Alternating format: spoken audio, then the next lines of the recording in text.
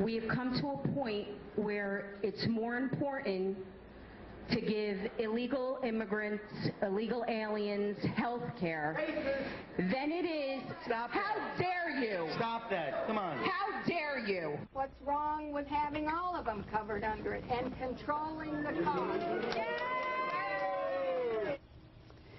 Will the Democrats' health plan cover illegal immigrants? Republican Senator Jon Kyl said this. In the last couple of bills that have come up, for example, in the S-chip expansion, there were efforts to ensure that only eligible people would receive funding under S-chip, and illegal immigrants would not be eligible. The efforts to ensure that were defeated by Democrats. Given the fact that illegal immigrants receive care, they go to the emergency room, unfortunately for most of it, it's a big burden on hospitals. Joins live is John Stanton, Senate reporter for Roll Call. John, can you explain a little bit more for us on what Senator Kyl was saying, and then tell us, do these bills cover illegal immigrants or not? Well, Senator Kyl's basic point was that it's a legitimate concern for the public to be worried that what is going to come out eventually from the House and the Senate is going to be giving health care benefits to illegal immigrants and workers. There have been, his argument is that in the past Democrats have blocked efforts by Republicans to build in mandatory bans on health care being given to illegal immigrants. So his argument is that it's totally legitimate for these questions to be raised at this point.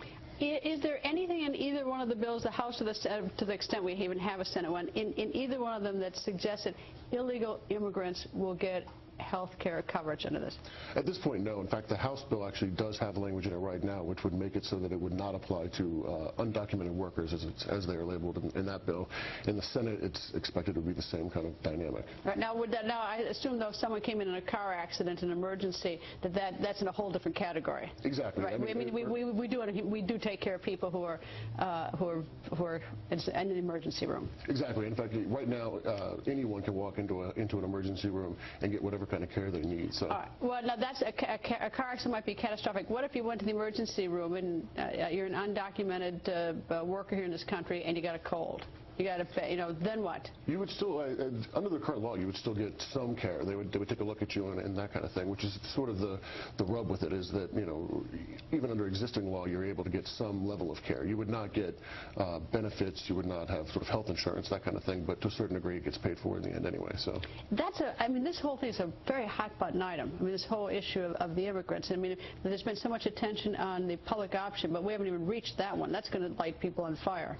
It will, and in fact, there's already been some protesters that have raised this at some of the town halls.